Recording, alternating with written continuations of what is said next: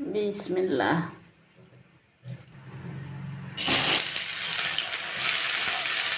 পেঁয়াজটা লাল হয়ে গেছে, কয়েকটা কাজু দিয়ে দিলাম। ভাজা হয়ে গেছে, উঠিয়ে নেব পেঁয়াজগুলোকে। মিক্সির বাটিতে নিয়ে নিলাম। একটা টমেটো ভেজে নেব। টমেটোটা ভাজা হয়ে গেছে, উঠিয়ে নেব। সবগুলোকে মিক্সিতে পেস্ট করে নেব। ওই কড়াইয়ের মধ্যে একটু তেল দিয়ে দেব। মাংসটাকে আমি লবণ, হলুদ, দই দিয়ে মাখিয়ে রেখে দিয়েছি। এবার ভেজে নেব। মশলাগুলোকে দিয়ে দেব। মাংসটাকে দিয়ে দেব। মাংসটাকে লাল করে ভেজে নেব।